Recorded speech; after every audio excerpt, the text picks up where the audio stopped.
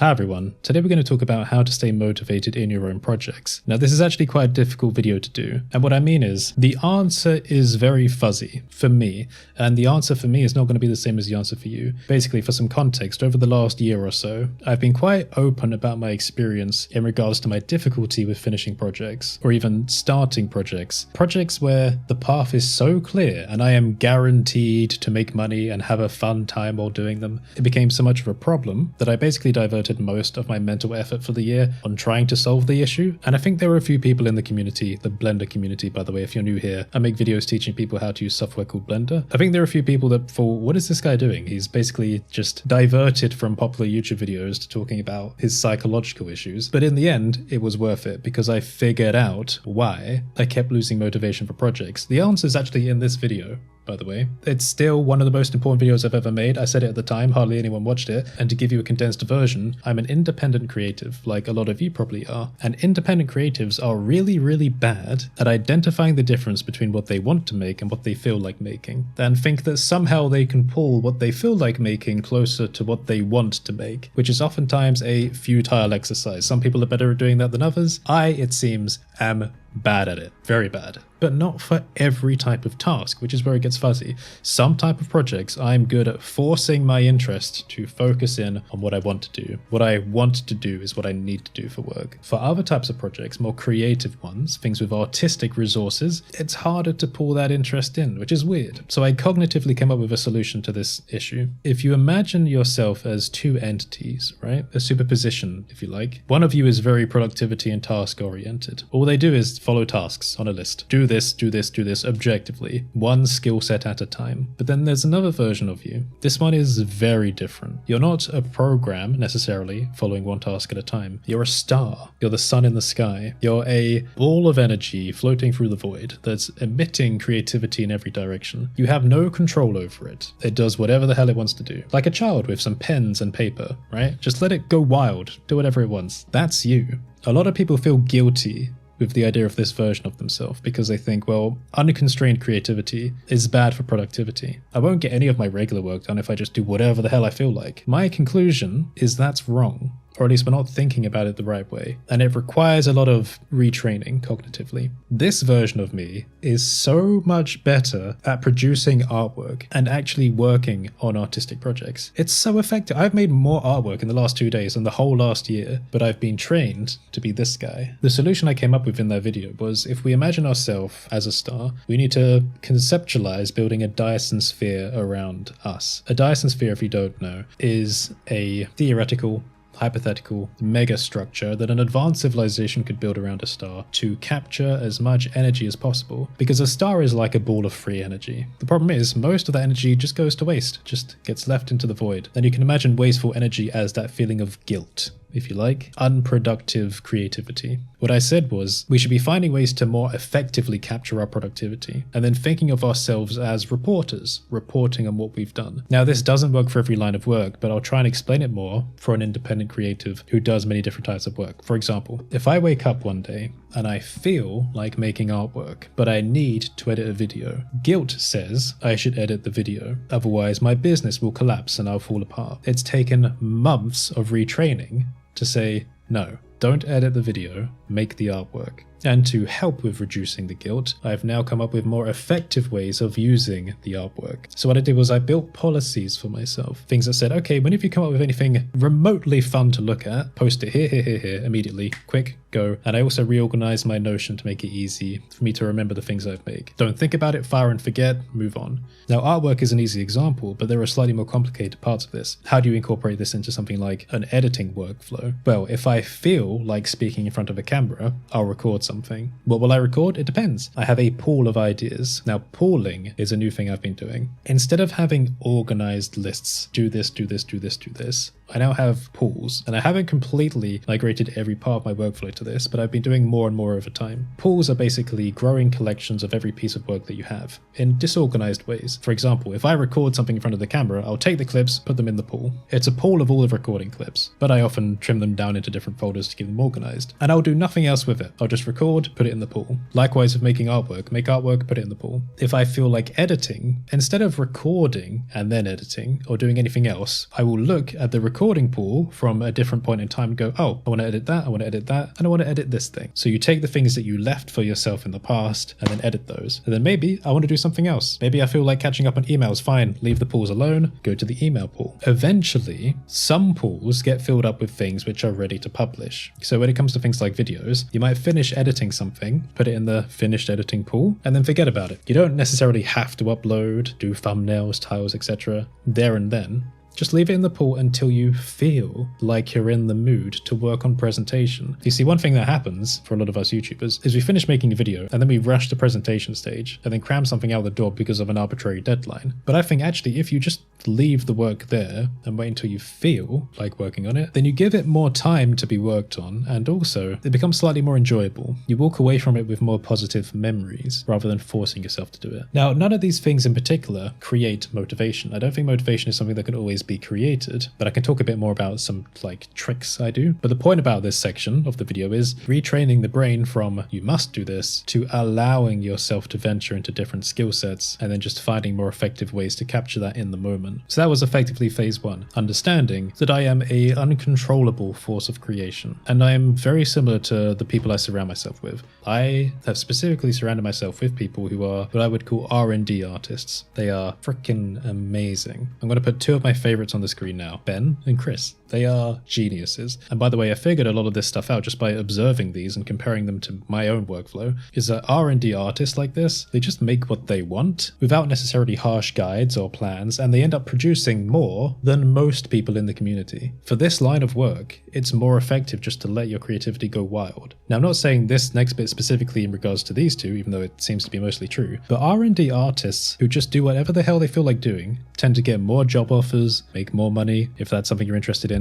get larger followings, because it ties into this algorithmic content production workflow, which may be a dystopian thing, right? And that's a very valid and easy way to think about it. But if you have it under control, I think there's also a benefit to it, and that having an algorithm which kind of encourages fast-paced content production can, if you learn how to control how the validation affects you, again, cognitive training, help you to push yourself further, so long as you are hyper aware of the fact that you are under the control of like the flow of notifications and likes coming in. If you're aware of it, I think you can utilize it as a tool to encourage yourself to produce more. Okay, so understanding the model is one thing. I came to that conclusion about, I don't know, like halfway through 2023. It's only now in January that I've been applying the lessons. Now, subverting guilt and allowing yourself to explore diversions is very easy to demonstrate when it comes to making things like artistic packages for people. What I mean is there was a product I wanted to do for years called Afterglow, and I have been thoroughly working on it the last month or so. Even in between other projects, I've still been outputting things and working on it. It's a pack of diegetic lighting assets and other things, and I've been documenting the process for YouTube members and patrons. And in some of that exclusive video content, I've been talking about some of this stuff as well. What I've specifically been doing is letting myself follow any diversion I like while making that product. And it's made for some quite chaotic documentary filming, but what I've been doing is finding ways to bring all the diversions, or to capture the diversions, and help them to contribute back to the project in some way. That is the skill, that's the key behind using creative chaos to contribute to a core goal. So I'll give you a couple of concepts. One of the things I explained in the first episode was the sine wave of creation, as I call it. This is another model that I have conceptually. Your mood when working on something artistic may go up and down. The bottom of the wave is foundational work. So if I start working on an artistic pack, foundational work is individual modeling. Oh, let's make some light bulbs, let's make some wires, some mechanical components, etc. But eventually,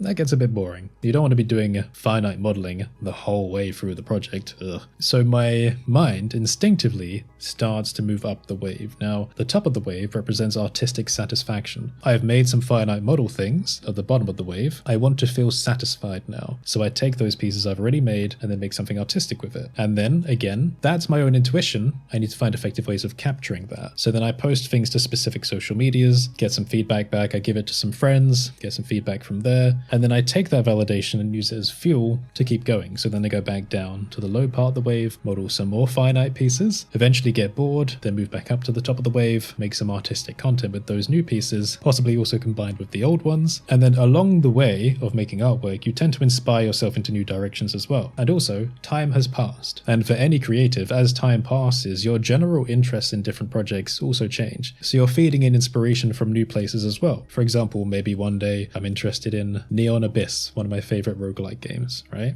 And then the next time I'm interested in Elite Dangerous, like one of my other favorite games. And I'm taking inspiration from these at the top of these peaks, these sine waves, and then I move back down to modeling. So this wave is like an engine. This is the Dyson Sphere, if you want to think about it that way. It's an acknowledgement that you are this creative force, difficult to control. You're going up and down all the time. But allowing yourself to do that, just having this cognitive model, prevents the guilt that stops it from happening. Because once you understand that this is how you work and this is how you create benefit and value for the world, then you're free to fly. It really is like this subconscious guilt anxiety that I'm not doing things the way I think I'm supposed to be doing them. I'm not following an objective list. You're a human being. You're prone to change all the time. Why would you think that you have to be the same way every single day? Now, I explained this sine wave model, this engine, however you want to think about it, in episode 1 of that exclusive series. And when I got feedback from that, it was weird because it seems people really clicked with the idea of this sine wave thing, though they just hadn't thought about it that way before. In fact, one of my best friends, Charon, said it's the best video I have ever made,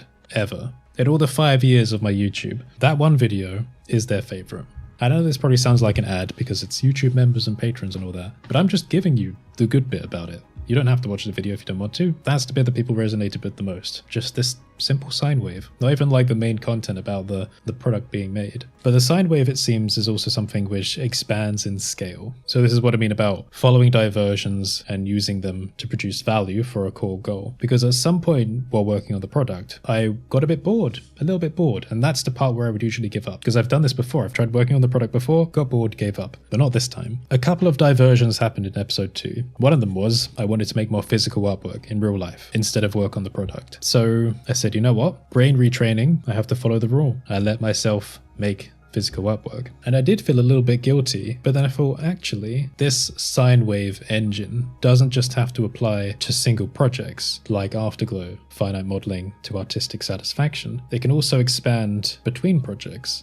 So imagine that one peak is Afterglow and the next peak is physical projects. All I need to do is just find out how they combine together, and then the guilt is subverted because then they've become useful to each other. So that's what I did. I thought, wait, how do I combine physical artwork with Afterglow? So okay, well, I can import it into Blender. I can use it as like digital pieces. What else can I do? And then my mind went back to other creative mixing projects I've done before, and I very quickly thought of Voronoi scattering. Now, Voronoi scattering is a method of taking texture samples and using them to splat around an object procedurally, and I thought, hold on, I could do a whole product of materials made from my physical artwork and also have them as like physical interior design pieces. What if I start doing a bit of that and then I can recycle that for Afterglow? So that's what I did. Scanned in my physical artwork, made some materials. I was still in the mode of thinking I want to make physical artwork, but then I had suddenly started working on Afterglow again, just incidentally, because I was using these lighting pieces to demonstrate the work. So that was a really important education point, because I was like, wait, how am I working on two different things at once? Now, maybe some projects are too different, right? They're too far apart creatively to have something like that. But I think that's the key to creativity, is trying to find ways to combine things which aren't typically related in ways that are mutually beneficial. The next diversion that happened was because, again, I started feeling bored with Afterglow again. I have a collection of historical artifacts. I wanted to try 3D scanning, one of them in. So I did that. And I was thinking, okay, so at this point, I would feel guilty for not working on the project. What am I going to do? Now, imagining the sine wave again, I was like, okay, historical scan, let's line it up. How do we merge this together? Well, I took the scan into 3D and I used it as a demonstration object for Afterglow tests. I was like, okay, actually, this is kind of easy. Every diversion I want to do, at least so far, can contribute back to the original project, the original goal. And yet the value of all of these sub-projects is still increasing. This is a demonstration of how to effectively capture your creativity. I'm not forcing myself to work on just one project. I'm not controlling the flow of my motivation or my inspiration. I'm not getting worried that I can't finish projects. I'm not even thinking about it in a mode of thought, not even thinking that projects should be finished. Instead, I'm doing whatever the hell I want to do, just on a whim, and just finding more creative ways to mix them together with the hope that all of them get a bit more lively. This is a very difficult thing to describe because,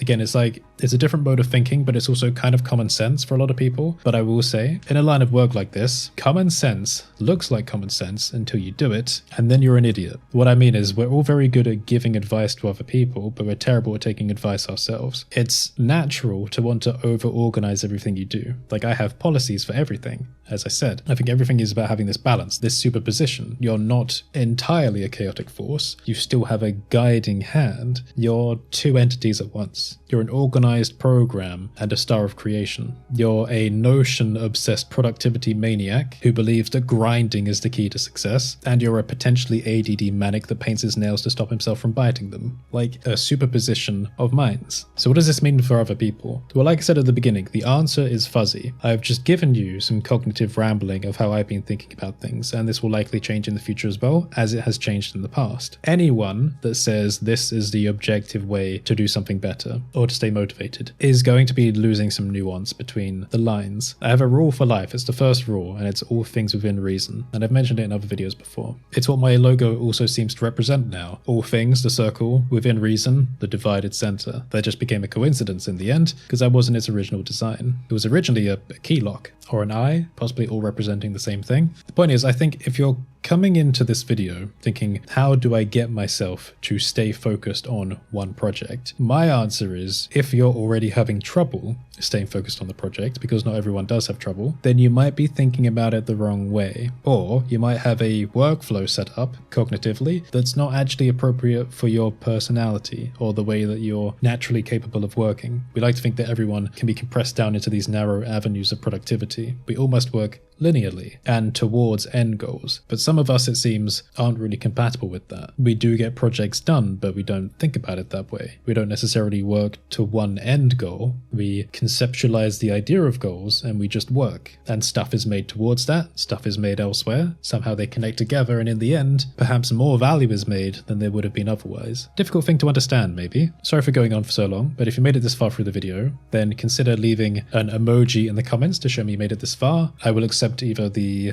dog or the end emoji for this one. If you do that, it proves to me who you are, and I love seeing your familiar faces. If you want a deeper dive into breakdowns for Blender stuff, or the topic specifically I've been talking about, you can sign up as a YouTube member. You will get a badge by your name as well that grows the longer you are active, and people can see that in the comments, and also access to emojis. Or you can join my Patreon, they also get access to it, and there are some other perks there as well. And if you want to sponsor a video, I have a casual sponsorship system where I take people from the Blender community instead of corporate sponsors, because I like to keep things relevant to people and actually enjoyable rather than the usual crap. And I make sure that the prices are a lot lower, make them more accessible for people. So if you want to learn more about that, codesholt.online/services. And you can pick up my products at codesholt.online/store and follow me everywhere for updates. And more recently, a lot of artwork. Anyway, thanks for listening to my rambling. Feel free to continue the discussion in the comments. Again, before we close this up, I'll emphasize things I've said here are not entirely objective. They will not apply to everyone. They are for specific circumstances. Remember, rule 1, all things within reason. It's our core philosophy on this channel. If I haven't mentioned a specific case, it's not that I disagree. It's more the case that my improvised train of thought in this unscripted video hasn't specifically migrated to that point of discussion in this limited time frame. So if you want to continue the discussion, please do so in a productive manner down below. Otherwise, I will see you next time.